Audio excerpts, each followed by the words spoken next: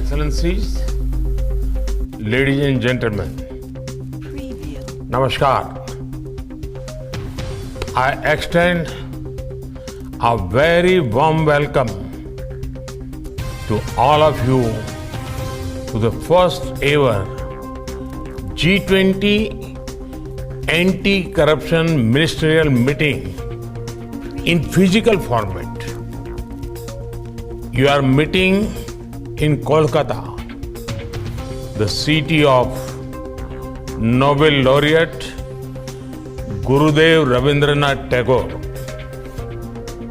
In his writings, he had cautioned against greed because it prevents us from realizing the truth. The ancient Indian Upanishads also wished for Ma Grada, meaning let there be no greed. Friends, the impact of corruption is felt the most by the poor and the marginalized. It affects resource utilization. It distorts markets. It impacts service delivery, and ultimately it diminishes people's quality of life. In the Arthashastra, Kautilya asserts that government's duty is to enhance the state's resources to maximize the welfare of its people.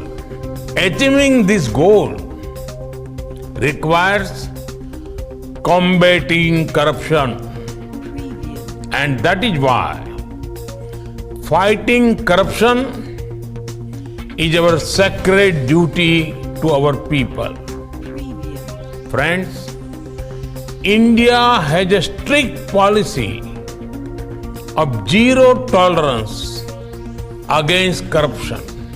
We are leveraging technology and e-governance to create a transparent and accountable ecosystem. Leakages and gaps in welfare schemes and government projects are being plugged. Hundreds of millions of people in India have received direct benefit transfers into their bank accounts. The value of such transfers has crossed $360 billion, saving us over $33 billion. We have also simplified various procedures for businesses. Automation and digitization of government services have eliminated rent-seeking opportunities. Our government e-marketplace or GEM portal has brought greater transparency in government procurement. We have also been aggressively pursuing economic offenders. We enacted the Economic Offenders Act in 2018. Since then, we have recovered assets worth over $1.8 billion from economic offenders and fugitives. Under the Prevention of Money Laundering Act, our government has attached assets worth more than $10 billion in 2014. Excellencies, the issue of fugitive economic offenders is a challenge for all G20 countries and for the global south. At my very first G20 summit in 2014, I had spoken on this very issue. At the G20 summit in 2018, I presented a 9-point agenda for action against fugitive economic offenders and for asset recovery. And I'm pleased to note that decisive steps are being taken by your group.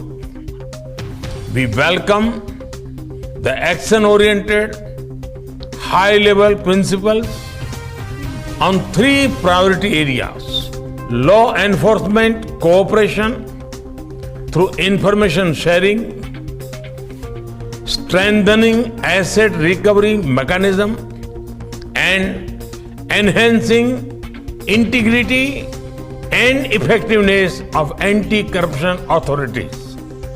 I am glad that an understanding has been reached on informal cooperation between law enforcement agencies.